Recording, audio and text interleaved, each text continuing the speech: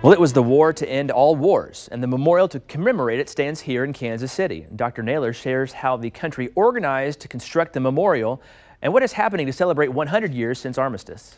This memorial opened on Armistice Day 1926. Right. How remarkable is it that they were able to build it, fundraise and build it that quickly after the end of the war? It's extraordinary, isn't it? If we think today about how long memorials take to be designed and built, this is extraordinary. So soon after the armistice, business leaders came together, began to plan for a memorial that would honour the war dead of the region and create a tribute for peace.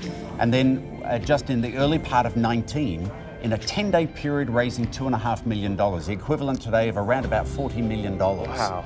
Which then enabled the planning to begin. 1921, the 5 Allied commanders from Belgium, Italy, France, the United Kingdom and the United States came here and dedicated the land in front of an audience of 100,000 people. My goodness. And then President Calvin Coolidge returned. He was here as Vice President in 21. He came back in 26 to dedicate the memorial with a crowd of 150,000 people, which is considered to be the largest crowd that a president had spoken to up until that time. Really? So to have accomplished all of that in just over 7 years is really quite extraordinary. But it speaks to the tenacity of the people of Kansas City and their commitment to honour those who served and to also create this tribute which calls people to peace, which is part of our work here. The armistice was one of those moments when there was this great exhaling after more than 4 years of catastrophic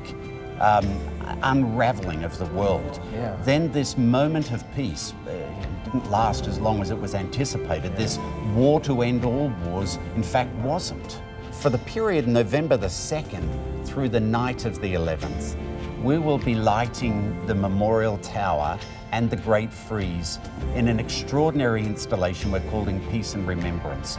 A moving installation of lights lighting the frieze and the National World War I Memorial in poppies. Wow. We've never done this before.